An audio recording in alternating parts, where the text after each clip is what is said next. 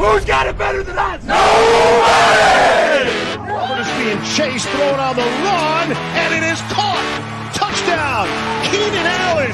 What a great... My goal is not to break you. My goal is to make you harder to break. Number six.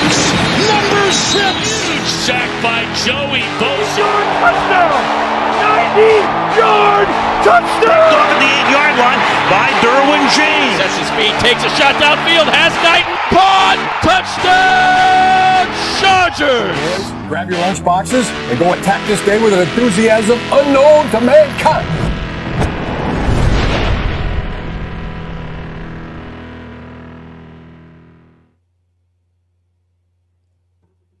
What is going on, everybody? Welcome to the Thunder Down the Chargers podcast. It is the 2024 End of Season Roundtable, and we are here on YouTube Live for the first time. So, tune in, and thanks for joining us. Some familiar faces, of course. We're hoping we've just got a bit of technical difficulties on one end of the planet, but man, Andy, Al, Jack here with our great buddy from the US of A, Kyle D. What's happening, brother? Doing great. How you guys doing? I'm Kyle. I thought we retired it, Jack. I thought we retired it. I couldn't. It's such a great theme song. Give me those numbers, Kyle. Give me those numbers, Kyle. Let's keep it weird. Keeping it weird. I love it. You doing good, Kyle? Doing great, guys. Doing great. Great to see you guys. Thanks for having me on. I'm hopefully we get Ryan on here too. Ryan and I are hoping to keep recording after this and do something for Powderkeg for the first time in a long time. Looks like we lost Al too. Now we've lost Alistair. Oh, well. That's the joy of doing a live show. That's a live show, baby. Yeah, but I'm fired up for this, guys. So I can't wait. Great seeing you guys. Great to have you on board. It's good that we could organise this. Jack, how are you doing, my man? I'm good, man. Just enjoying my last day before the kids come back to school. It's been a very long summer holidays. I've been off since like early December. So just been enjoying time with family. And unfortunately, this season ended. I wish we were watching next Monday, Sunday for you guys, Super Bowl Sunday. But we're watching the Chargers, but we're not. So it is what it is. I'll still enjoy it. I've got the day off as well, which is even better. Fantastic, man. Fantastic. I can see guys in the comment section. Keep it coming. Throw some questions out, and Al, when he's back, will be controlling some stuff coming in. Oh, here we go. Yeah, he's the second. Okay, here's Ryan. There we go. He's Hey, there. Ryan. What's up, buddy? My boys. Hey, welcome, man.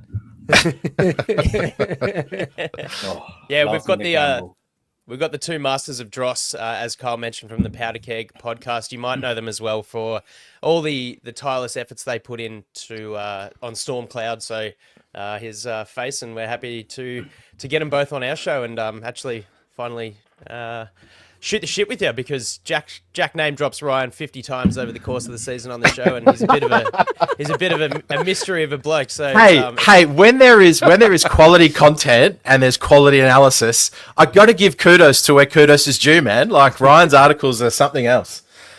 Yeah, I'm glad that's right. Reads them. So that's a positive for me, anyway.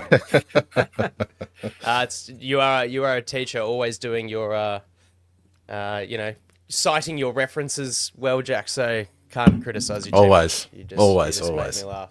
On the show today, as I said, round table for season 2024, our first YouTube live foray. So if you're tuning in, as I said, please hit us up with questions and comments as we go. We'll be throwing some out at the boys. Jack's whipped up a little bit of a best takes draft, which I'll let him explain in further depth in due time. A bit of red light, green light. Al seems to be infatuated with the Squid Game, so he's bringing that to the table. And look, we couldn't have some international guests from either side of the two big ponds of the world without the good old Aussie quiz. So let's get it, dudes. I'll throw it over to you, Jack. Kick us off, man. Okay, so let's go. We have decided to do a 3-round little draft. And now how this is kind of set up is that it's the 2024 Bolts Best Takes draft. Now, these best takes can be positive, they can be negative, they can be something outside of the organization if you continuously make a link there. But how it's going to work is that we're going to have 15 picks, obviously. It's a snake Just It's a quickly, snake Jack. draft. Only in a Jack Reed segment could a Bolts take draft include takes not about the Bolts. I love it. I made up some rules and I'm going to play outside them. It's those links, baby. You know, you've got to create the house and then you play outside of it. That's what you do. Create the framework and move beyond it. Anyway, the Jack Reed so what's going to happen now is I would like Kyle and Ryan to play a quick game of rock, paper, scissors, and the winner is going to pick the order of the draft. And just to let everyone know, it's a snake draft, which means that if you pick first in the first round, you're picking last in the second round, so on and so forth, okay? So Ryan and Kyle, do a quick round of rock, paper, scissors, Could this be the greatest distance between a rock paper scissors match ever? I don't know. I think it could be, yeah. And the lag. For the audio listeners, I'll give the live call. So we got Ryan, we got Carl, we got Ryan, we got Carl. Rock paper scissors, rock paper scissors. Here we go. All right, 1, 2, 3, shoot. Is that how we're gonna do it? Yeah. Okay. Yep. All right, 1, 2, 3, shoot. Shit. Get the hand up. I can't see it. Oh, it's paper. Okay. You got me. All right, there's Ryan. Okay, Ryan, what will the order of today's 2024 TDU Best Takes draft be? All right, we're gonna go Andy 1. Ooh, okay. Yep. Al 2. Who's that? Alistair. Yep. Me 3. Yep. Kyle 4, and Jack with the back-to-back. Oh, perfect. That actually makes my life very easy. Awesome. Perfect. All right. So what's going to happen is I'm going to share this draft board now. Here we go. And we're going to have 2 minutes to talk about each draft pick. When you're making your draft pick, you've got 30 to 40 seconds to sort of talk about why you've taken this pick there. And then we should have about 1:30 or so to jump in with any questions or any analysis. So it's pretty quick. But listen, if we're just a little bit longer than the timer, that's okay as well. And to let everyone know, the third round is a speed round as well. So there won't be too much discourse there. Are there any questions from anyone there? No, sir. No. Let's rock it. Go. Okie dokie. All right. So, Andy, you have the pick number 1 in the TDU. I'll say it one more time. 2024 Best Takes draft. What are you taking, my man? I've been enamored by him all year. I can't veer away from getting on Lad McConkey and pumping his tires. I'm not a big one for controversial takes, but I think I might finish this one with a bit of that. So obviously rookie season, I think he kept the Chargers offense out of a lot of trouble in the wake of losing Keenan Allen and Mike Williams during the offseason.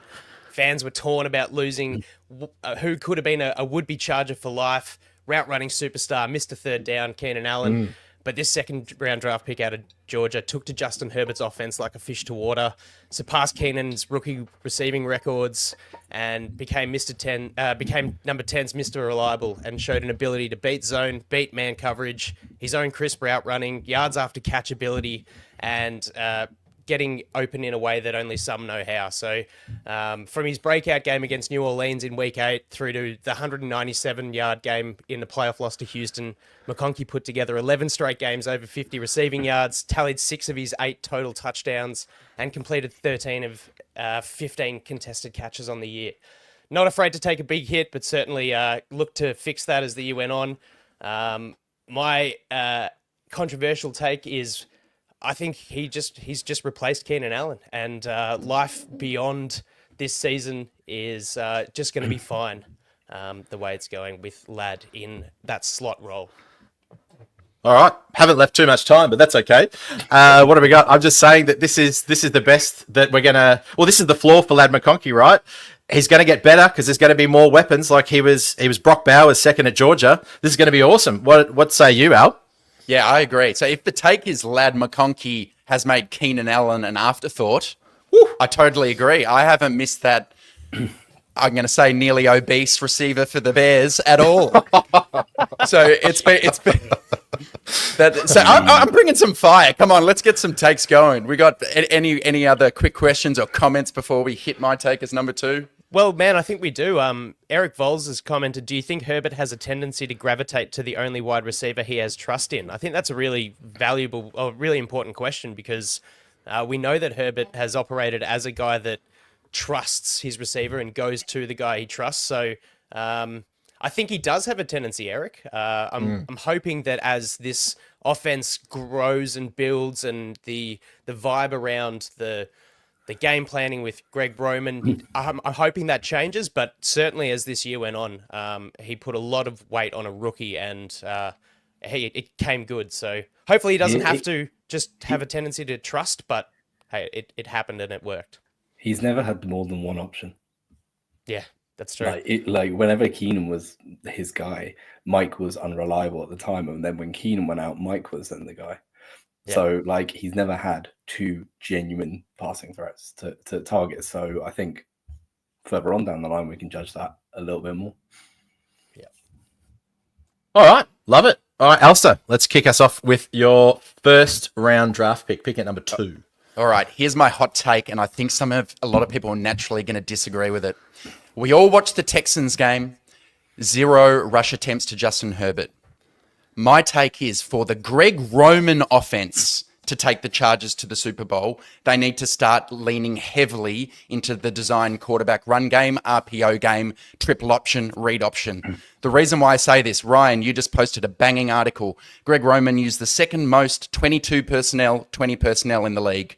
Multiple backs, you have multiple tight ends. When Greg Roman was with the Ravens, Lamar in 2019 had 196 rush attempts. That was the year they were number 1 in the NFL in points scored. The next year, 184 rush attempts, 7th in scoring. Now listen to this. In 2021, that rush attempts for the QB came down to 133, and the Ravens were then 17th in points scoring. This year, Herbert only had 69 rush attempts. They finish 11th. If you're going to go with Greg Roman, lean right in, because when you have all those heavier personnels, it's harder to pass out of those groupings. If you run with Herbert 10 times a game, I'm talking Oregon in the Rose Bowl stuff, you've got an extra lead blocker as a halfback or a fullback. If you're going to go Greg Roman, go the full way, get Herbert involved. What do you guys say? It goes back to Kaepernick as well, and further back to Andrew Luck at Stanford. Like, that's what they do. Like, they've always used that as the threat, and you're right, in the Texans game it was just completely lacking. Okay, I like it, because with Lamar, you see that threat to run is critical to springing Derrick Henry runs open, right? They can run it out of the pistol. You see Josh Allen does it. I feel like these offenses that are run first need the quarterback to be a true threat, or you may as well hire a different offensive coordinator. Come on, I thought we'd see some disagreement. No, I think you nailed it, Al. I think everyone agrees with that. I think we've talked about it separately too, right? What some people won't see on the show is that massive group text we have where we're all hammering this as well. I totally agree with you, and I think the biggest pushback you're going to get is, can he stay healthy while running the ball like that? And I personally, the answer for me there is, I'm less concerned when he's moving forward than I am when he's in that pocket that we've seen collapse so much. It's easy to get rolled up on that way. So I like it. Okay. Yeah. I was just going to say, I wonder if it was starting the season out injured and things like that maybe it was hard to sort of get a bit of momentum. But, as the season went on and we saw games where the run game or Herbert using his legs worked and helped the offense, to see it kind of go back into its shell was a bit surprising and concerning, I think, for that playoff game. Especially I really with the way wonder that if CJ Stroud used his legs and broke open a few drives himself. I really wonder if D'Amico Ryans just completely bamboozled Herbert at the line of scrimmage as well, and he had no clue or no option. It was just in his face all the time. Pick number 1 for Ryan. Pick at number 3. What is your best take in round 1? So I've rated my takes as the Nando's spice levels. If any of you have ever been to England. A cheeky Nando's. Cheeky Nando's. You probably love your Nando's. I know. So I'm starting off with lemon and herb, the lightest you can go. So I'm going to go that the Chargers' big 3 free agents are all back. So that in its right on defense. So that's Khalil Mack, Poona Ford, and Elijah Molden. All back. I think the response to that hinges on the value of Poona Ford, and I think there's a wide range. And Kyle, I'll set you up, buddy, because you look at guys who've played at his level. are the types of guys who command $20 million per year at the defensive tackle position. If I was his agent, I'd be saying this guy was better than Quinn Williams and all these expensive DTs. But Kyle, where do you think his value more truly lies? So right now, as you guys know, Joshua, Capo and I did another article where we projected all the free agent contracts. Josh did 99.9% of it because he came up with this algorithm that was incredible, and it basically can measure what somebody should get paid. Actually, this is gonna. I don't want to take up time from your draft, actually, so I won't get into that too hard. But if you look at his production over the last 3 years, he's estimated to get $6.5 million per year in a contract, probably a 2-year deal. If you take it as just his 1 year, we also measure what his contract should be based on his platform years production, extrapolated out to a 3-year average. At that, he's only getting 8.5 still to 9. So it's showing that he should get a sub $10 million a year contract. There's a lot of comps and evidence for it. Well, but Kyle, what differentiates him then at 8 million from guys who warrant 20 million? What would you say? If I'm the agent, I'd say he's played like these $20 million a year tackles. Why is Poona Ford not like those other guys? Let me look up what our biggest when we measure this out, we ran correlations between we ran all the stats in a correlation formula to see which stats correlate the most at each position to getting paid. And then we take the top 3 or 4 and we use them to come up with the data. For defensive tackles, it's pressure rate, hurries, pass rush grades, sacks, and pass rush percentage wins. And then those are all weighted to some way that, based on how much they correlate. So Poona Ford, if I type him in right now, we can come back to this too if you'd like, if this is taking up time from our draft. But I was just going to say, while you're doing that, I was going to say that probably his last year at Buffalo would have really knocked his value. He didn't see the field. Like from literally week 8, he was a healthy scratch, which is just absolutely insane looking back at it, but it does affect his future. Okay. Yeah. So you have a look, Kyle, but like on Ryan's actual take, I think all 3 of those guys will be back personally. So I think it's a good take myself. That's why it's a lemon and herb. Yeah. Yeah. And I think we all agree, regardless of the price point, right? I think if he signs for 12 or 15 million, we're all going to say, well, if that's what they value him at, let's roll with it. But like you said, Al, you're happy up until 20 million, probably. Just interested. I saw ESPN had him at 5. So ESPN had him at 5. Wow, that is hot. Think about Morgan Fox. Morgan Fox, we all thought was going to get a lot more. Then he comes back for 2 years, $4 million a year because he had been cut by the Panthers before. Either way, I just want to hear more of Jack saying Poona. Poona! We need Poona. All right. Kyle, well, you can kind of lead into if you wanted to continue on your take there, but you have pick number 4 in the best takes. There's some seriously good stuff for me picking back to back. That's all I can say at 5 and 6. I'm very, very excited. Kyle, what have you got to pick number 4? 2 key positions. What's it at 5 and 6, Jack? I do. So, fellas, a lot of times when you're drafting, you're not only worried about what's on the board, you're worried about who you're drafting against. And right now, I have Jack lined up to go back-to-back behind me. So I got to take my big boy take off the board. I can't let him take it from me. So we're going to shift things around on my draft board. And my first take is going to be, in an off-season of pure brilliance, the biggest and maybe only mistake that Joe Ortiz made was not dealing Trey Pipkins. Ryan's ears are burning right now because he's heard this way too much. And he's like, God damn it, we're resurrecting the 2024 take. But he should have dealt Trey Pipkins last year. Moving him to guard was a missed opportunity to trade for additional draft capital. It would have freed up almost $4 million in cap last year. We would have taken the dead cap then and would have saved an additional 2.5 in 2025. And it would have given Sawyer more opportunities to develop.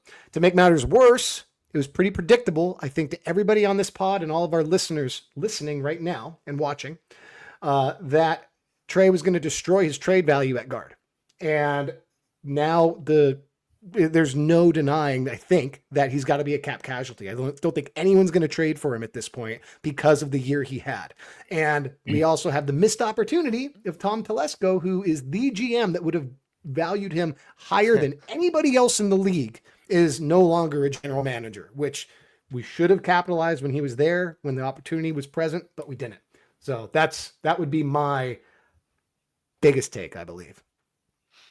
Just to push back on that, do you think there's any chance that the fact that he had a full year at guard, where I would say he was just about an average, below average to average starter who'd never played the position, could make him more attractive because he can play right tackle, and now in a pinch he's got the reps at guard? I don't personally. Do you think he played close to average at guard? Because I feel like he was just a liability and showed that it's not a matter of his technique or anything that can be developed upon. And I'm sure that can get better too, but he just doesn't have the functional strength to be an interior offensive lineman in my mind. No, I 100% agree there. I just don't think Pipkins has the body. He is athletic enough to perhaps get to the second level and block, but I just don't think he's got the leverage. I just don't think he has the power. At tackle, he was okay at right tackle for a while, but I just don't see where this guy fits in, to be honest. Allegiance, and I want you to know, I love Ortiz and thought he did a bang-up job as well. This was the one little thing that I did not like. Well, there we go. There we go. And who's got that one there? Ortiz's biggest whiff. Have you got that one, Andy? Yeah, I've seen that. Biggest whiff was not drafting a centre and drafting a Boygby in the 4th round. Jackal. Yes. Thank you so much. Thank you so much. I was ran through the mud. My name was cursed for saying, why did we draft Justin Aboigby? And I said I didn't like him. Hasn't seen the field yet, so the jury is still out on that. But thank you so much. I agree. We should have drafted a centre, perhaps. We just got to say to the listeners, don't validate Jack. You'll never hear the level. You can just saw the level of excitement. The level of excitement is just crazy. I am the greatest. All right, I'm going back to back, and I can't believe that some of these are still on the board. My first and most safe take, and the most powerful take, I think, is the Harbaugh hire. How have we not mentioned him? It's been a very long time in any of my professional sporting teams, other than perhaps Liverpool with Jurgen Klopp, that I've had someone of his esteemed nature take the reins, and I think it's just super exciting to where we go in the next 2 to 3 years. If this is the bar, which is 10 wins, 11 wins, which is the low bar, I'm super excited to see what's happening in the next couple of years. Alistair, anything to say on Harbaugh? What's your biggest kind of attaboy Harbaugh boy?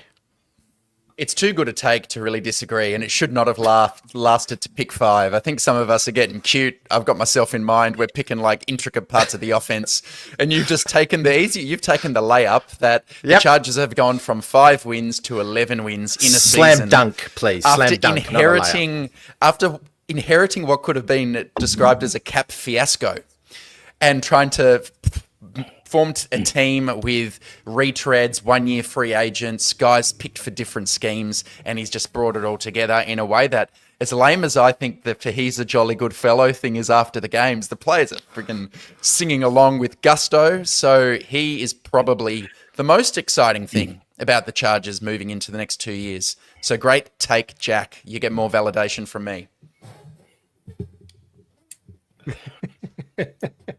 Come on, keep filling my cup, guys. I'm loving it. This is great for Sunday morning. Coach Ryan, let's hear from Coach Ryan. I think it was such an obvious take that I didn't even add to my notes.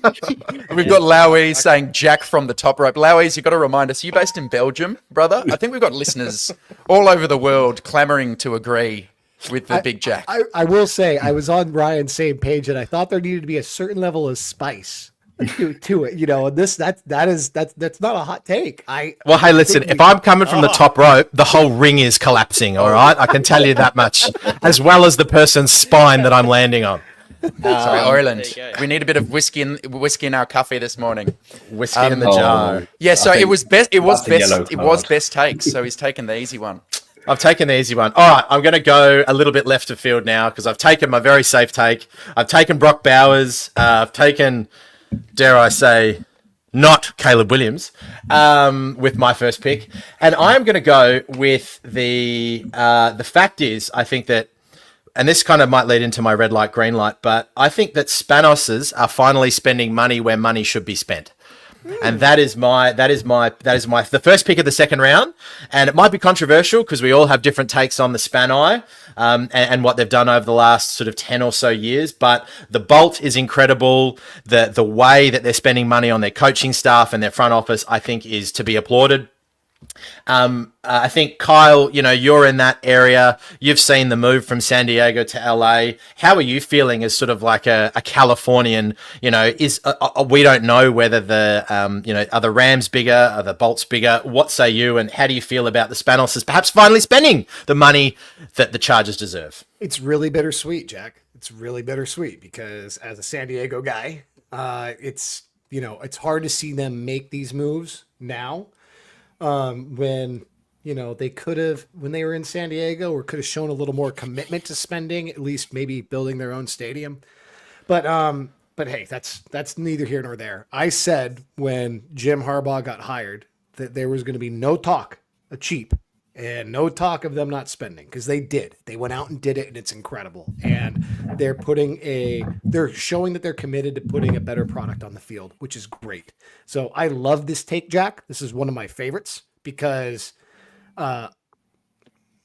Eric, you're hurting my feelings now. That's not kind. That is not kind, because you know that there's some Padres-Dodgers drama right now, and we don't need that. Yeah. But Eric just firing shots from the East Coast, New York area. He's like, boom, drop a grenade. But yeah, it's a great take, Jack. I think the Spanos family deserves some grace, and I can't really speak to how electric it is up there and if they're pulling fans from the Rams and starting to dominate LA, because it's not my area, and it's still a civil war down here. If you're a Chargers fan in San Diego and you're a baseball fan as well, you're getting blasted from both sides, from the Dodgers crowd that follows the Chargers, or like, you freaking Padres fan, and from Padres fans who are like, why the hell are you supporting a team in LA? So it's a weird vibe. It's interesting for me, and far away from all of this, but with the Spano, they're now considered okay owners because of the Harbaugh move, A, and B, because of the entirety of the rest of the NFL, like ridiculously bad owners rising even further into like towards the abyss, because there are some horrendously bad owners, like the one closest to the UK, Shaq Khan, like showing his absolute worth. So yeah, the Spano, by making the easy, dare I say, Jack pick, just going straight down the middle, have elevated themselves quite well. Well, there we go. All right, Kyle, we're into the second round now. So, second pick of the second round. What do you got for me? Okay, a little bit of rule clarification. So we're going with like best that everyone's going to agree with, or ones that make you scratch your head, and you're like, hey, it's your draft room, buddy. It's your draft board. If you want to be Tom Telesco in the third round, that is entirely up to you. That is entirely up to you, my man. Me. All right. My second take is going to be that the Chargers should absolutely double dip at tight end in the draft. It's a deep draft at tight end, but there's also amazing top end talent. So we could see a Warren get picked up in the first round, or whoever. I would actually defer to Watkins on this one, whoever he thinks would mesh best. But there are such threats as well later in the draft that even if we get a blue chipper in the first or second, I want them to go back, get another guy, because even though our receivers were struggling, I felt like the biggest thing missing this year was both a true dominant tight end, but also depth at that position as well. So what do you guys think about that? Yeah, I think, are we a bit sort of once bitten, twice shy after bringing in Disley and Hurst and thinking that a bit of experience would be helpful in that room, and then it not working out, and then you've got guys like Warren and Loveland, at least at the top, and a deep class going, hey, how about we just get a guy with get a couple of kids with some raw ability that we can kind of mold into what we want, rather than trying to rehash guys that have showed a little bit, and obviously, well, Hurst in particular, body failed. Disley was great until he forgot how to catch the ball. So I don't know. That's sort of how I see it, and where I could agree with you. I know the class is deep without having looked into it too much, but I don't hate the idea, Kyle. It's definitely a position of need. A great question by Eric. Would you still want to double dip if we don't get Warren or Loveland? I haven't gone into the draft class enough yet, but if another take, somebody could steal this, could be, was it a good idea to double dip at wide receiver in the 7th? I still think that was a good procedural idea. And I wouldn't be upset if we double dipped in day 3 at tight end, and just to see what we could get there. Even if one of them gets stashed on the in the practice squad, which, as we've talked about, if you get waived in the 7th round, you are going to end up on your practice squad. So it's not a big deal. I think it's a smart strategy, but mainly also because Roman's system requires the basis of his playbook is 21 personnel.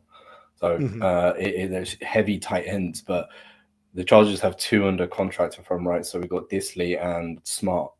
I think they're 2 viable tight ends within the, I don't know, practice squad members, whether they're under contract still. Hurst is gone. He should be cut if he's not gone already. But we need a H-back. That is the big one that I would say and also, I don't know if you guys have looked at the free agent market for tight end. I've got it up now, Ryan. I'll read them out. It's horrible. Do you think any of these guys could do that H-back role? The 4 key free agent tight ends: Juwan Johnson from the Saints, Mike Gesicki from various places, Tyler Conklin from the Jets, Zach Ertz, who's at Methuselah's age at this point of his career, but playing all right for the Commanders. None of those guys come close to playing a H-back. You're looking at an Isaiah Likely, type, really hyper athletic guys. And if you look at the RAS scores coming out of the last few classes at tight end, they are ridiculous. Like every single time someone tests, it feels like there's a new 9.99. So poor Tucker Fisk, Ryan. Poor Tucker Fisk. I am a Tucker Fisk fan. There's a role however, there's a role for it. I'm not, however, I don't want to see as many snaps of Natlock again. I loved him as a gimmick, but gimmick for sure. When he's playing 50% of the snaps of the offense in a playoff game, it's not a good sign. And I feel like that H-back role is really vital. So if you're going to get a true dominant Y, like your Warren or your Loveland, I wouldn't go Arroyo from Miami. I haven't fully got into his type yet, but he's basically a big slot. And so if you don't get one of those 2, it gets really interesting. But further down the line, you can get H-backs on day 3. So I think that's where you doubled it. So Ryan, I'm just putting your draft pick is Tucker Fisk is the guy. That's what I'm putting. That's what I hear from there. So I before we get into that pick, Ryan, I just think there needs to be some athleticism in that tight end room. We haven't had it for a long time. I wouldn't call Hunter Henry the most athletic. Let's go back to the Gates days, dare I say, and have this guy that can do all sorts of stuff and route running. Ryan, what do we got? What do we got in your second round? Okay, we're gonna ramp it up a little bit. I'm gonna go that Josh Sweat will be wearing powder blue next season. Ooh. Yeah. Wow, way. So it's types for me. So we're gonna have Thule on the other side, and the big thing for me is that it's got to be speed. Speed edge rusher. I absolutely love Khalil Mack, but for a rotation to rotate in a stiff Joey Bosa, who is absolutely going to get cut. I don't think there's any debate there. That could be a take for someone else, but I feel like the speed is the biggest thing that the tackles just overset, and there's nothing anyone can do about it. Khalil Mack will try and go through your chest. Thule does the same thing.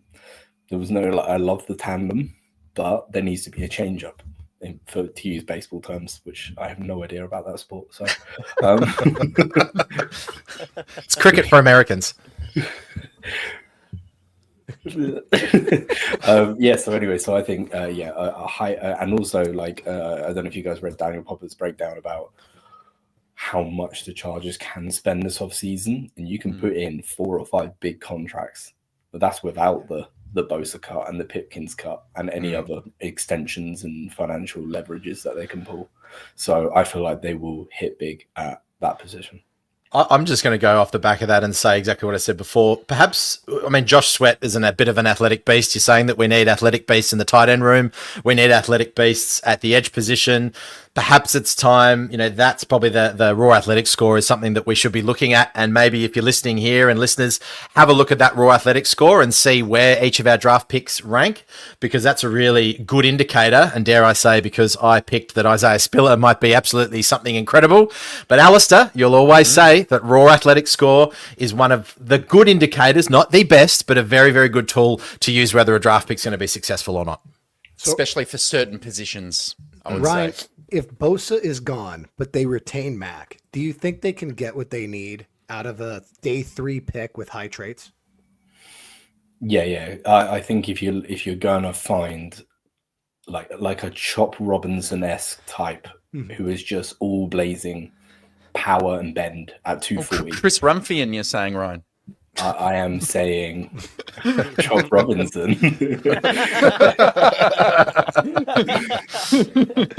Look, I think the biggest thing is that you're now seeing these lighter edges go so high because of their flexibility to cover even just a little bit. Yeah. You saw Thule this year, and I still think he's going to go up a level next year. In terms of his pass coverage, he's actually genuinely a very good coverage guy. He did it a little bit at USC, but not nearly to the levels he's been asked to do it. First under Staley and then now under Minter. So I feel like those 240 guys. I mean, who did the Vikings take in the first round from Alabama? Dallas Turner, right? They traded a silly amount from him, like way too much, but he started to add that value at the end of the season because of his athleticism at such a light size. So I feel like if they did bring Mac back and have Thule, they still need that third guy, but they could get him later on. Love it. Nice. I agree. It'd be awesome to see Sweat in the Powder Blues. Alistair, let's go. Almost at the bottom of the second round. Yeah, all right. The last longer take before our speed round, round 3. Here's my second take. The Chargers should not be complacent at the cornerback position. I've seen a lot of talk out there that the team survived with Christian Fulton on a 1-year deal and found hits with Cam Hart, Tahib Steele, but it is still an important position. And I think where the Chargers are drafting at pick 22, there will be a lot of good talent there. I've only started getting into the tape, but Z's team, Kyle, you've got Benjamin Morrison coming off an injury from Notre Dame. He might be very good value at that spot as a potential true CB1. You've got Jahdae Barron, Trey Amos, Siobhan Ravel, and even just the risk associated with Cam Hart, who has struggled with some concussion issues early in his career. And it is an area that the Chargers were exploited this year. Wide receivers, big X-receivers like Nico Collins in the wild card round, Mike Evans, T. Higgins. It is still an area the team can improve. So I would not push that way down the list. But there are some free agent options. So I'm not saying it must be in the draft, but I think the team needs to address corner, even though the defense played so well this year. Before we give our opinions on that, Bolton. That's a guy that was starting. That's now a free agent. How do you feel about that? Is improving, letting him walk and collecting a comp pick, or is it bringing him back? I'll let Ryan go on that one. What do you think about Fulton's year as the defensive coach? Some of you guys remember from our chat that he had a couple of outstanding games where he made some incredibly athletic plays. However, the grabbiness, as Jack is very much indicating to, came into it. And I thought when it came to the playoffs, that's where he would earn his mettle. Wasn't to be the case. And personally, I feel like the comp pick he'll get back will not be worth it. I feel like I would bring him back, keep some depth and continuity at a complex position. It's a take I've got for later on, but the problem with cornerbacks right now is the lack of continuity and the lack of system translation. So I would very much encourage just to keep a familiar face in if it's not going to cost much. And I don't think he will. I feel like he'll be a CB. Ryan, 2 years, $6 million a year. You bring him back? Well, that's a little bit rich. He wasn't earning that much last year. Like, isn't like he was on a 1 year one. He was 1 year, 3.125, but he had been cut. I think that's on the cusp for me, but I would encourage continuity. Wait and see on Christian Fulton. Andy, long time between drinks, brother. But now you've got 2 back-to-back. You got a fireball and a fireball. Boom, boom. I was just going to say I've had to be a bit quiet because a few of mine have flown off the board. That's the way it goes. So you've got the full liquor here because this is at the bottom of the second, so we can chat about it as well. And then we go straight into your speed round. Okay. Brilliant, yeah, mate. No worries. My first take, not a super spicy one, but it's one where you just got to see it for what it was. Jesse Minter announced himself in the pros as a defensive coordinator this year. The turnaround, we spoke about Harbaugh's influence. Sure, that helped Jesse Minter as well. The defense finished first in scoring, 11th in yards allowed. And behind Jesse Minter, 9th in defensive DVOA and 5th in defensive EPA per play. For context, from Staley's defense last year, in 2023, the team was 24th in EPA, improving by 0.073 over the course of one season. So it's a true testament to the simplicity and efficiency of Minter's defensive scheme when you're rolling out fresh free agents on the interior of the defensive line, rookies playing cornerback, quite amazing. However, over that stretch of playing some decent offenses, there was some exposure to the team the defensive unit not quite being there. So there's still work to be done, but I think Jesse Minter definitely announced himself as a premier defensive coordinator with the cattle that he had. So very love impressed. Any thoughts on that, guys? Disagreements otherwise? When you said announcing himself as a premier DC, I was wondering if you meant he has no plans on going to head coach just yet. No, but I think he made it clear this year that it wasn't like looking for a one and done, and I think it would have been, the league is probably quite cautious of that.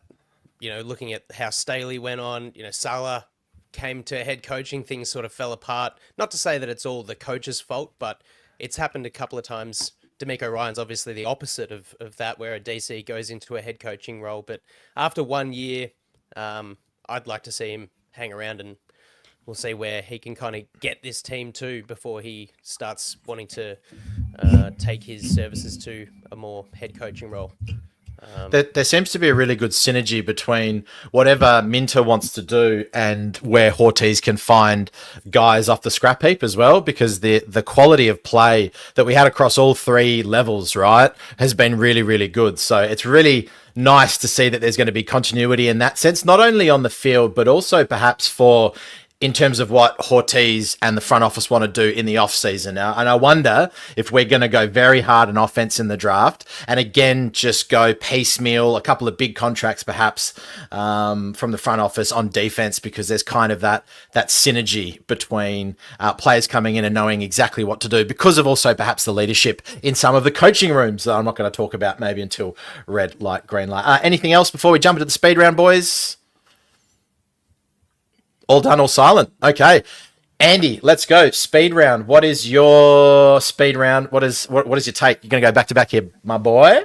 Yeah, I'm going the value of Ortiz playing the game with free agent contracts last year, knowing that the cap space here will kind of negate that. So when you're looking at guys, like we're probably not going to be able to keep them all, Tart, Molden, Ford, Fulton, Perryman, all on 1 year deals. Some will stay, some will go, but as the years go on, I think we'll find that we're less inclined to get the compensatory pick. So I think he's started off playing that game incredibly well. Love it. Alistair. Well, I was going to say, if we do a vote at the end here, we said Ryan's takes were lemon and herb. Andy's gone with McConkey is good, Joe Ortiz is good, and Jesse Minter is good. Fuck me. All right. My hot take. If you were to force me to choose between keeping Joey Bosa or re-signing Keenan Allen, which I've heard a lot of people talk about, I'm a loyalist. I would look at extending Bosa in a way that finds him to remain a Charger because he loves the city. He still offers value as an edge setter, played quite well in the wildcard round against the Texans, and Keenan would eat up some of those snaps McConkey takes from the slot, which is where Keenan best operates at this point of the career. I'm not saying I would do either of those, but if you made me choose, I'm not forgiving Keenan for leaving the team.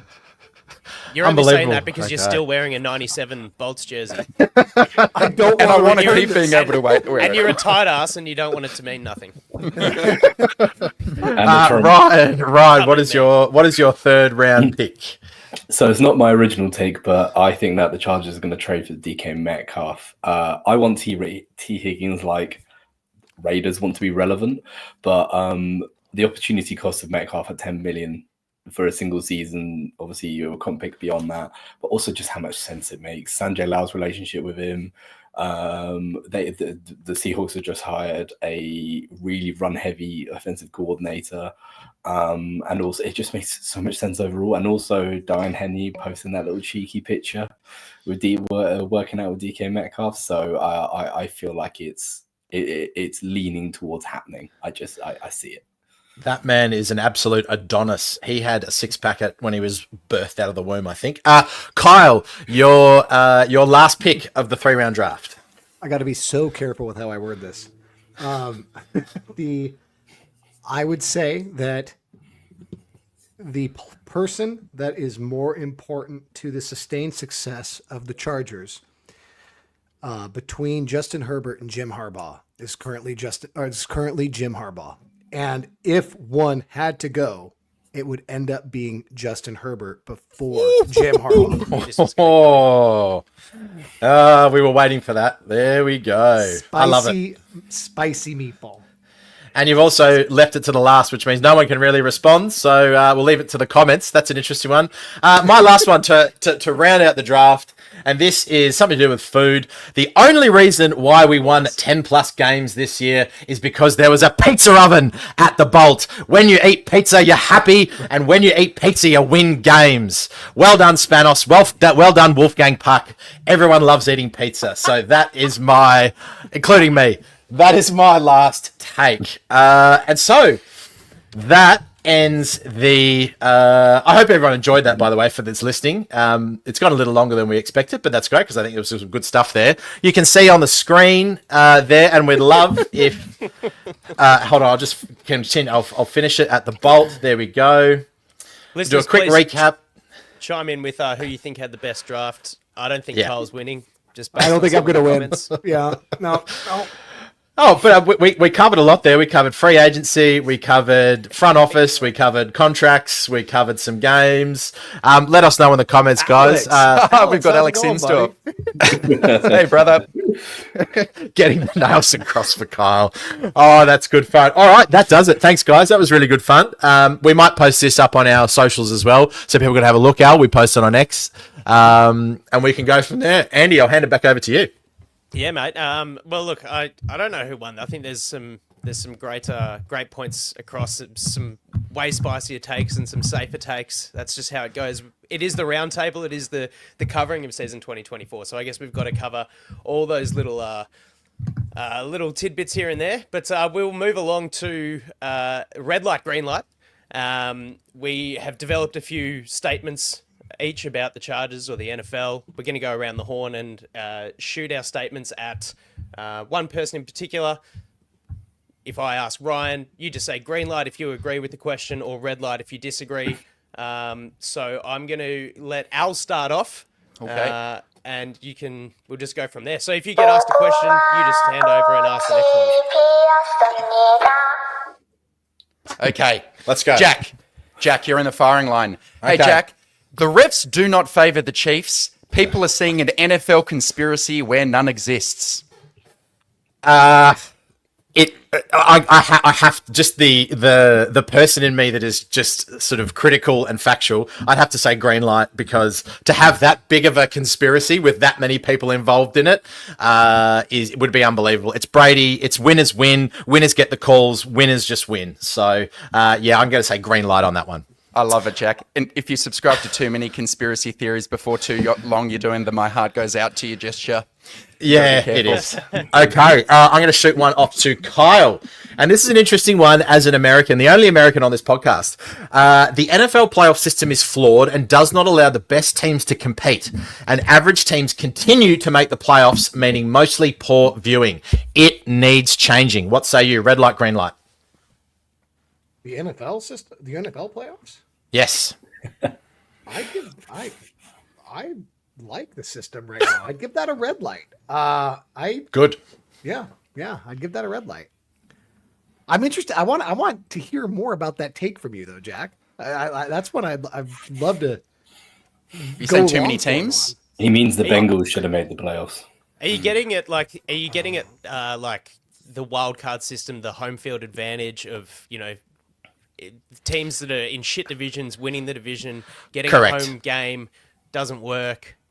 Correct. Yeah, it's kind of like if you're in a weak division, and depending on you can still make the playoffs, whereas far better teams in stronger divisions don't. I see that as a bit of an equity thing. It should just be, the seeding should just be based off the best win-loss record over the course of the season, and even if you win the NFC South with a 9-8 record, you're not guaranteed a playoff spot. I kind of have that because all of a sudden the Chargers find themselves in possibly the most or the best coached division in football, and possibly one of the strongest in the next couple of years. So we'll see what happens. I would change that to yellow light based on what Andy said. I don't think they need to change how many teams get in, but I think the seeding could be changed for sure. Okay. Yeah, based on record. Oh, great call. Ireland firing off the rugby union. Cop that. McCall never offside piss for off. the All Blacks. Cop that, Jack. Cop that. Richie McCall was one of the best captains of any team ever. I will not take that slander. That is disgraceful. Apparently it was a cheat. You guys from Australia? I have to make a statement now, right? It goes to whoever gets it passed to. Okay, so I'm sending this one to Al since he's a lawyer. I think the NFL needs to be as transparent with the CBA, with the NFLRA, that's the NFL Referees Association, building off of Andy's take, as they are with the NFLPA. If you look at the NFLPA's CBA, that's available and online. So why isn't the CBA with the NFL Referees Association online for all to read? That's where I think disclosure agreements, NDAs could possibly be, factored in if we're talking about conspiracy theories. Okay. I'm glad you didn't ask me about Justin Tucker, because that's where I thought you were going when you lined me up as the lawyer on the show. Take number 2. Transparency in good governance is a important thing. So I think I greenlight that take. If you're going to have transparency of certain key documents, the one that guides the referees should also be put up. Good take. All right. I'll throw one to you, Ryan. You're the defensive coach on the show, brother. You're the coach on the show, the only coach, even though Jack thinks he is. All right. Coaches love to say, it isn't about the X's and O's, it's about the Jimmies and the Joes. That's BS. The X's and O's are, in fact, critically important. I was very much Team Greenlight until this season. Okay. Yeah, I'm still Team Greenlight, but I have come further towards the red with that, because you look at I know he's much maligned on this panel, but Aaron Glenn, the way he was able to get pretty impressive production out of guys who are cast-offs, and so did Minter. But for me, the big one that opened my eyes was actually the Texans game. Their scheme is so boring. Oh my God, it's so boring. But they just play hard and execute. And everyone from that 49ers coaching, defensive coaching tree does get the best out of their players. And I'm sat there going, they're playing quarters and early downs. On late downs, they're playing a 5-0 front with man behind it, and we can't touch them. We can't touch them. Because they coach up their guys. That's what Jimmy's and Joe's focus on, right? You just coach up your guys to do an amazing job. And Salah's going back to the 49ers, and that's going to be them going that path again. And the worm is turning, to steal a Harbour expression, back towards that sort of style. But I am, as a coach, I have to be Team Greenlight on that take. Because X's and O's for me will always be the essence of the game. Okay. So you fire off a hot take now to one of us. Okay. This one's for Andy. The Pro Bowl won't exist next year. Oh, that's great. Green light. Oh, next year. I was thinking in a couple of years. I'm going to say green light. I actually had 2 years written down, and then I saw some highlights earlier today of what. That Miles Garrett doing trivia. What the fuck are we doing? They're walking. They're doing speed walking. Yeah, that could be a sign of Joey's health. So let's be concerned. He decided not to run. He decided to speed walk. So I don't know. You might actually get some more consistent production if you have him walking off the edge rather than trying to get around a thing and tearing a groin. I agree with. I'm green light Ryan. I think when you see the caliber of players that are just going, nah, not interested, and it's becoming like a school holidays joke. For me, so I'm green light with that. I don't see any point in. It's always a bit of a farce as to who gets picked as well, so it's a popularity contest. Absolutely, I'm over it. I'm all for that. Jack, over to you, mate. The Chargers are this off-season away from being able to compete with the best, push a deep playoff run, and finally take the AFC West crown away from Kansas City. I'll have to say green light as the ultimate optimist. It will have to do a lot to do with the draft, which will be my next red light, green light. But the cause there, it seems, in the front office, there's been consistency as well. I think that'll be a really big one for a lot of our leaders. And obviously the salary cap space is, if Ortiz did the job with nothing this year and we got 11 wins, I can only imagine what he's going to have with however many 100 million cap space and a lot more freedom to do what they want to do. So that's an absolute hard green light. I'm running through that with no top on, which is very scary for some people, including me.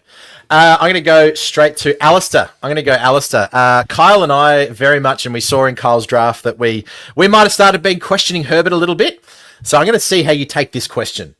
Justin Herbert will have another regression in numbers performance in the 25-26 season. Can I ask for some clarification? No. Okay. No. You got to take it as it is. Certain numbers, yes. Certain numbers, no. I don't think we're going to see any real diminution in his performance across key metrics, whether it's touchdowns, completion percentage. Diminution. Yeah.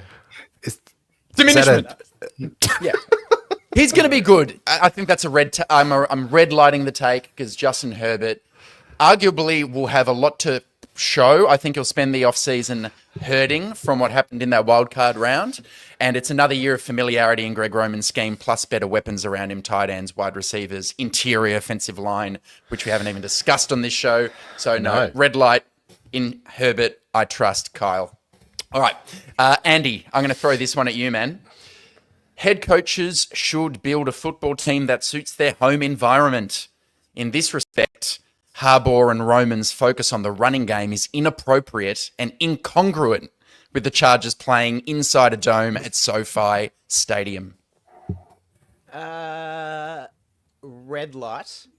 We're seeing a lot of the top teams in the AFC and the NFC playing in outdoor stadiums. And at the end of the season, when it is the coldest, the weather is the most treacherous, you need to be able to run the ball. The focus of the offense and Harbaugh, Greg Roman, is to play rugged, poor-weathered football. So even though we could excel with a, Air Coryell style offense while we're playing in warmer months and in a dome, I still think that you need to be able to play outdoors. And Eric agrees with me. Defense and run game travels. Nice. All right, over to me. I will throw this one at Ryan because you mentioned it in your little draft take. Paying T. Higgins as a free agent wide receiver is a smarter move for the team than trading for DK Metcalf. Red light, green light. I have to say red light. I want T. Higgins. That's the guy that I think suits the Chargers in immensely more ways. However, the long-term impact of that contract compared to what DK Metcalf opportunity cost is right now, I think outweighs it. And this is coming from a coach perspective. I would really much rather have T. Higgins, but process is everything when it comes to team building, and trading probably averages out at probably a third rounder for DK Metcalf, maybe even actually late pick in 22nd, probably second rounder and like get some change back. But you pay that, you get 10 million, you get to decide in 1 year if he's a fit for your team going forward, and you can have an extension on the table when he signs, which is probably what he's going to want.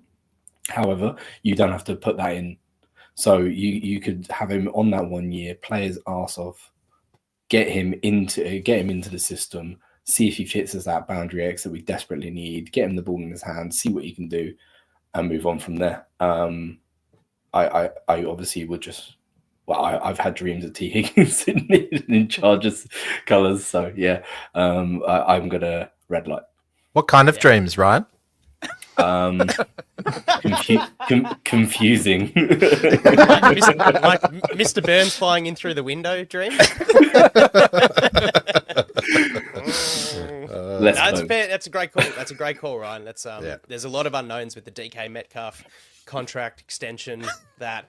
As Eric points out, Higgins costs more, but there's picks and money involved with Metcalf. So yeah, okay, this one's to Jack.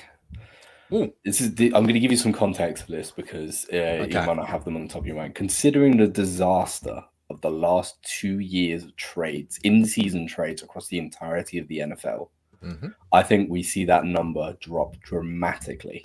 So for the last 2 years, we've seen 18 18 trades in 2024 in season and 15 in 2023. I have given 4 of those positive grades across all 33. I think that number drops to less than 7 next year. That, like, when I say disaster, it has been awful. So the only good ones I've got are the Bills getting Russell Douglas, the Bears getting Montez Sweat, which is this season he didn't have a massive impact. The Seahawks getting Leonard Williams, and the Chiefs getting DeAndre Hopkins.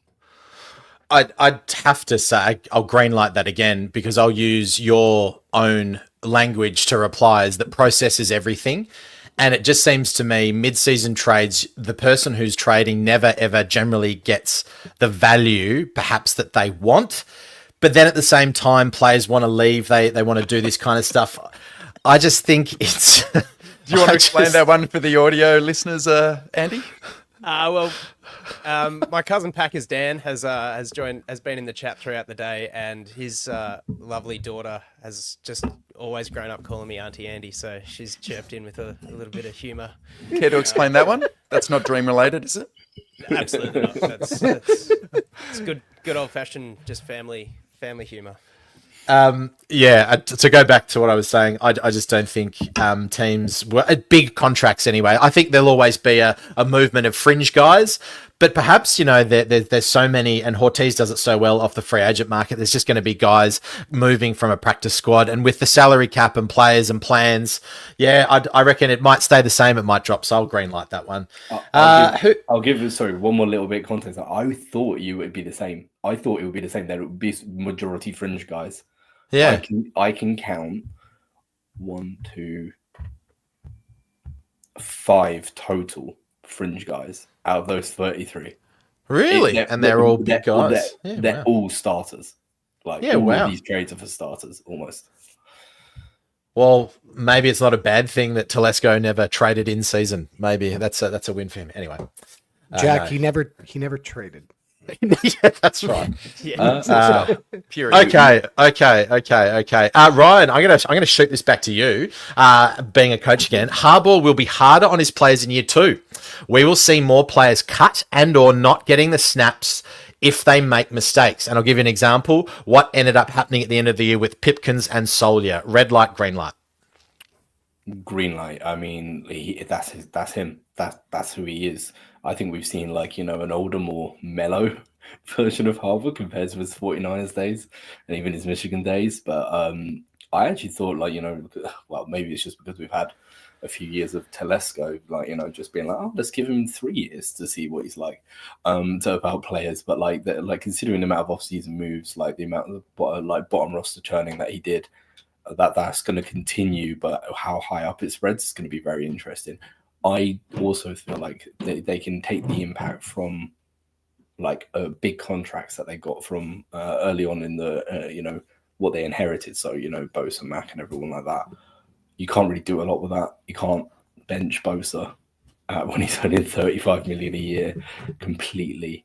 So, but they can do that now. Now they've got their foot in the door. So I'm going to green light that take. Cool. Your take to send. Okay, straight back. Okay, so to Al.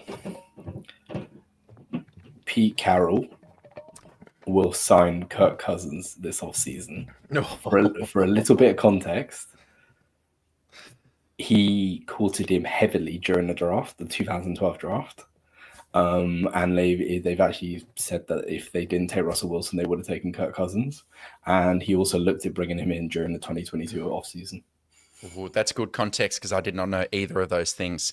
Do we know yet, Ryan, who is proposed to be the OC for the Raiders? It might be too early, and I'll let you think about that. But it makes as good a sense as any. I think the Raiders are loaded with cap space.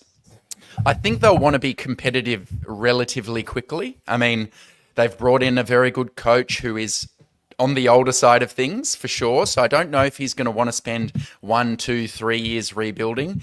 And Kirk Cousins is an experienced guy. And if he liked him personally, it makes some sense. And I will say, I listened to his intro presser.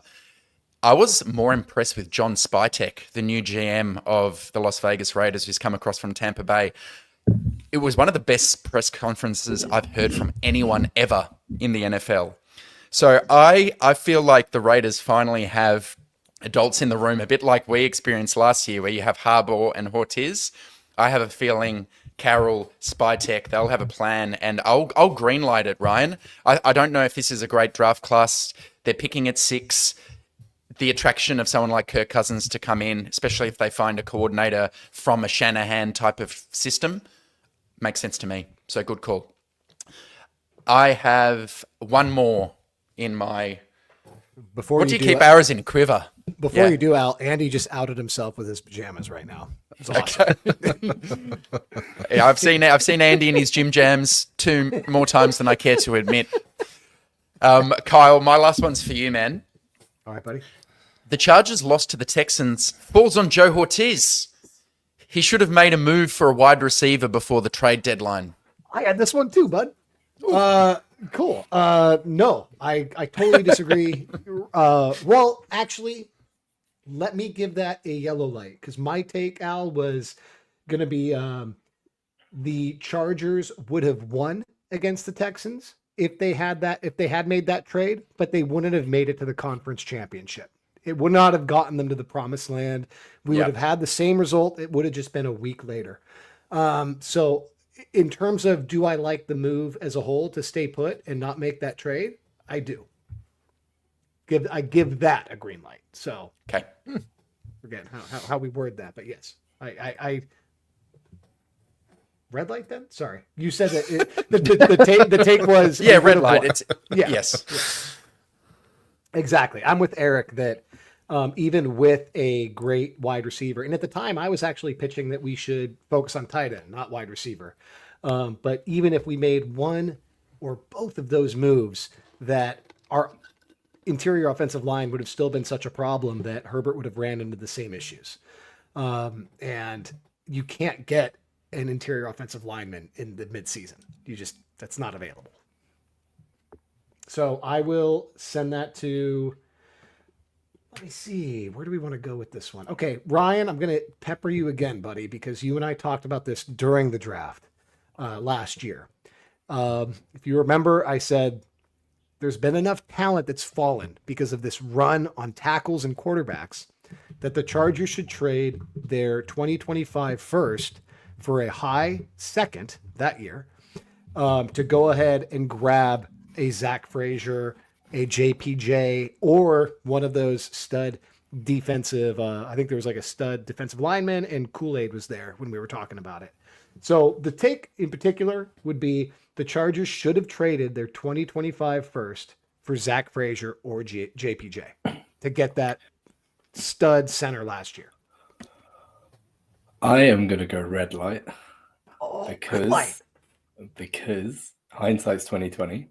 Yeah, first of all, you didn't know Zach Frazier was going to be as good as he would be, and we would therefore be looking at our first pick being 55 this year. Mm-hmm. So if we're not picking till 55, we can't make any trades with our first 2 picks, because then you're not going to be picking until the 80s. And you'd also be out on interior offensive line, like, star interior offensive line and big tight ends. So I think, again, this has afforded the ability to look back on it a year later. But I think the process was right. Now we look back at it. I'm still not convinced about Jackson Powers-Johnson. I mean, he's a guard, first of all, right now. He's not snapping the ball. And Zach Fraser, I think he's right for the Steelers system. Would he be a good fit, leading, like where he has to completely control that interior? That'll be a question I'm not going to be able to answer without looking at a lot of Steelers film. I love it. Right on. Okay, I actually had my next take for you, Kyle. So this is a general NFL thing, but Howie Roseman is the best executive of the modern football era. And that's including, obviously, Veach and Belichick. Because Veach and Belichick had Belichick and Andy Reid. Howie Roseman has got 3 Super Bowls with Doug Peterson. Let's see, process further down the line. And Nick Sirianni, who I'm not sure he even is allowed in team meetings. Man, that's a great question. And I would have to go with yes. I would actually give the runner-up might be to Snead. He has a smaller sample size. He hasn't been doing it for 15 or 20 years, but I think what he's done with the Rams, he made an all-in move to take a roster that didn't feel like it was ready to compete and to push for a championship. And then he traded Goff away, brought in Stafford for one of the most mutually beneficial trades we've seen, and won a Super Bowl. But most importantly, after that, really navigated the fallout from that very well. Kept them competitive through compensatory picks and everything like that in the following years. I thought they were going to be one of the biggest Super Bowl hangover teams you could ask for, but he would be second or third. I still think Roseman would take first right now. I think, building on that, Ryan, nothing shows me that Joe can't elevate to that level. Well said. Let's see. That was solid. Let's go with Andy. Keenan Allen, because this is kind of what I think you talked about as one of your takes. Keenan Allen's return shouldn't be a given with the emergence of Ladd. He might actually be a redundancy if they were to bring him on. Green light. Agree with that completely. I see him still having an okay year in Chicago, but I stand by my take during the draft and for what I saw Ladd McConkey do in the way that, obviously there's a 13-year sample space of Keenan Allen's production as a Charger. I don't see the value in bringing back as Al put him, an obese 32-year-old wide receiver. That's going to anger a lot of Chargers fans, but they are not my words. No, I think that would be it would be more of an emotional decision, and I think with the new kind of front office and new sort of direction of the organization, there's no need, as Buck says, no need to bring him back. Attaboy, Buck.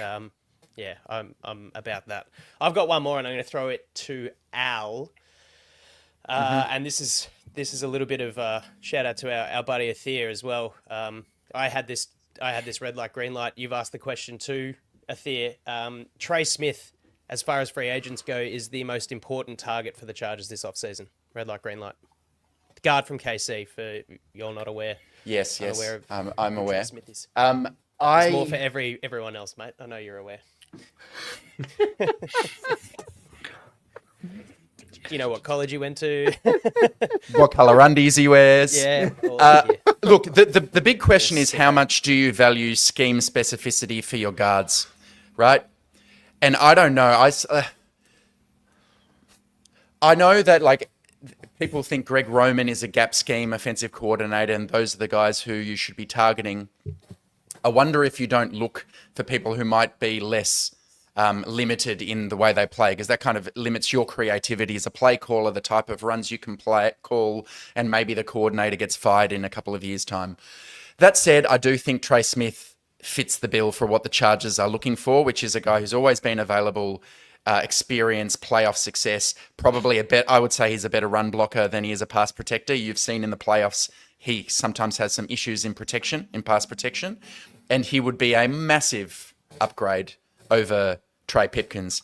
The question is simply, though, do you want to go out and spend $20 million a year, $18 million a year on a guard in free agency? North of that, says Ryan, and that's where I'm going to yellow light it, because I haven't looked at who the other guards available are. I haven't looked into the draft class at all. On its face, though, if the Chargers want to splash and improve quickly, he's an obvious way to do it.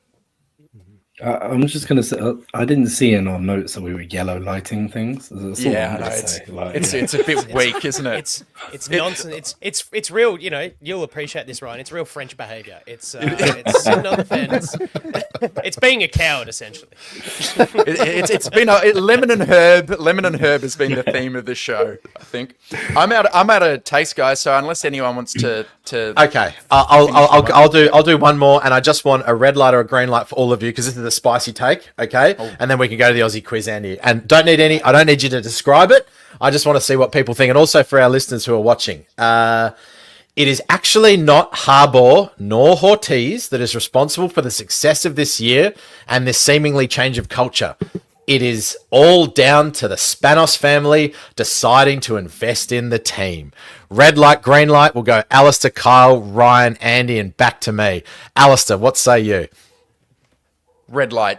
It is Harbaugh, because they could have invested in someone else and we wouldn't have seen the same results. Kyle? It's green light, because we've seen them go the less expensive route so many times. So them actually changing their ways is what opened the door for it. Love it. Ryan? Red light. Hard red light. The owner has no influence over the locker room. Love it. Andy? I'm red light too. It took them 20 years to actually do their job. So, and I'm going to go to make a complete car crash. I'm going to go orange light, because that was, and I can say orange light, even though I said you can only go red light or green light. That's done. Andy, over to you. That was a good segment. Thanks, guys. Lots of fun. Golly. All right. It's the Aussie quiz time. We've got, Kyle's copped it a couple of times. Ryan is here for his first Aussie quiz. I know that he's been doing a little bit of homework, because he feels it every time a guest gets embarrassed, and I reckon he's been brushing up on his absurd Aussie trivia knowledge. The way this is going to work, guys, we're going to each ask a question, and the two of you, Kyle and Ryan, are going to answer jointly. So we've got... I'll kick it off. And then Jack and Al will follow. And if you get 3 out of 3, I've got a real cheeky, funny bonus question for you guys. So first question, in Australia's unofficial national anthem, Waltzing Matilda, what is Waltzing Matilda? Is it A, a girl seen dancing on the stage at a pub? B, the idea of travelling by foot with your belongings in a bag worn over your back? C, the dance performed to the song itself? Or D, the livestock that is attempted to be stolen that gets away? What the... Can you do a rendition, Andy, or...? No. No, I can't. If you looked into anything, Waltzing Matilda would have come. You have to work it out between yourselves. Okay. Oh, between the two of us, we're working. Between the two of you, work it out. Yeah. Okay, so for me, it's A or C. So it's definitely something to do with the dance. Yeah. And it would be such an Aussie thing to be A. Is that the traveling one? Or is that the pub one? That's the pub one. Pub. A was the girl dancing on the stage in the corner of a pub. And then the C is the dance itself, right? That you do to the song. Mm. It's got to be A then, right? Okay, let's go A. C seems kind of redundant. Are we locking in A? The song is referencing, like, you're talking about like the cha-cha or whatever. Like, it's... So Eric is... What are we locking in? Yeah. Eric is saying I would guess B, which is an interesting one. That is interesting. Going A? Mm-hmm. Going Eric Eric is the man. Waltzing Matilda is the idea of traveling by foot with your belongings in a bag over your back. Nice, Eric. Nice work, Got Eric. to get him on the show. We might actually have someone who wins the Aussie quiz. All right, 0 from 1. What a great start. Okay, all right, I'll go next. You will know these, but which absolutely ridiculous original name were Maltesers given when they were first marketed in Australia by the American Forrest Mars Sr. in 1937? Is it A, Diet Chalky Spheres? Is it B, Calorie-Free Delusion Balls? Is it C, Energy Balls? Or is it D, a bag full of balls full of goodies? An American advertising in Australia. A bag full of goods, full of goodies, or A bag full of balls full of full balls, of goodies. I think it's B or D. I'm like the 50-50 option on who wants to be a millionaire. I'm not much. You're the orange light. Apparently, I'm the one that picks the wrong one out of the 50-50 option. Well, I guess we didn't even get the B. No, we did. We weren't even close. When I was a kid, Brian, and the question would stump me, I would always pick the longest one because the teacher put the most effort into it. So I think this might be D. It's where my gut goes. Let's go D. I think D's fun. Let's go D. Okay, it is not Diet Chalky Spheres. It is not Calorie-Free Delusion Balls. And it is not, unfortunately, a bag full of balls full of goodies. They were marketed as energy balls. And they were marketed towards ladies who were looking to lose weight as a health food. So there you go. Typical American marketing chocolate as a health food. So shots fired. I don't really mean that. It's just a bit of fun. Unfortunately, it was C, energy balls. It's so hard not to make political jokes right now, but I shouldn't make political jokes because it's a hotbed in America right now. So yeah. All right. It's been a lemon and herb show, so we end with a lemon and herb straight up question. And if you've done any research, this has to be one you could definitely get.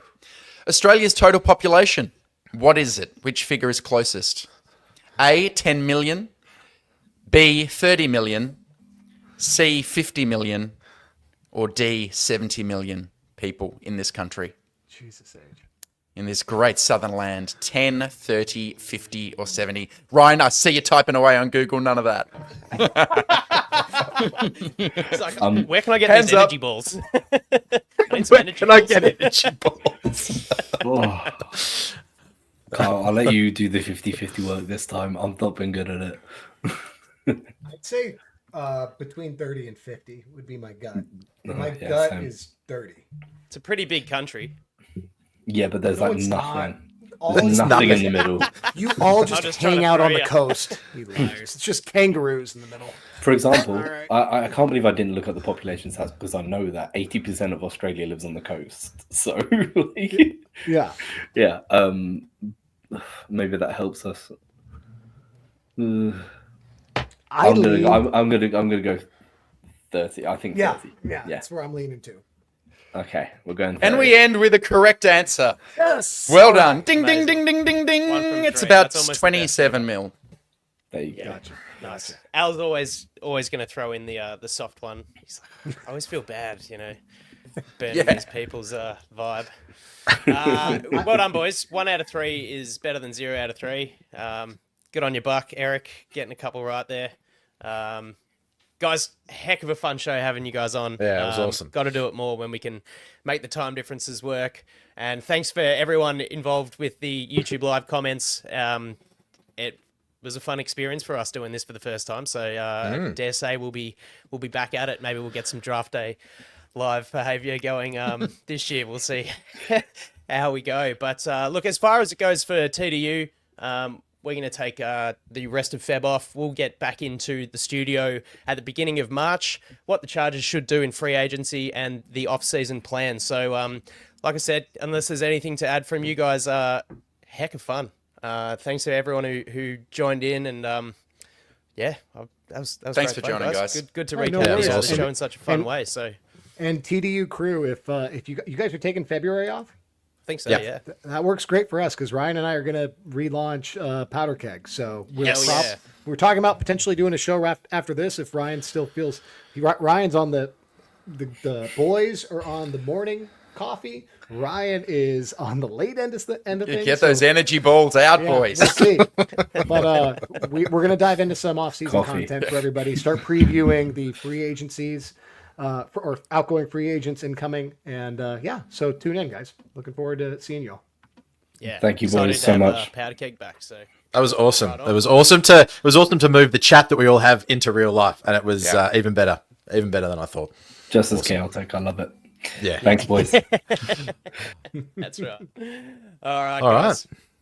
Thanks, fellas. Enjoy the month off, and we'll get stuck into some tape dogging, and we'll see you guys soon. See you guys. Bye.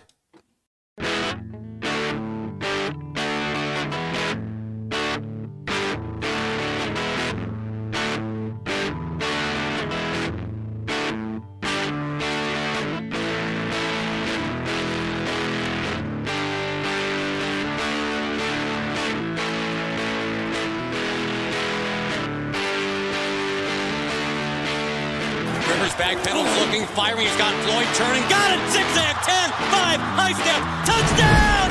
San Diego!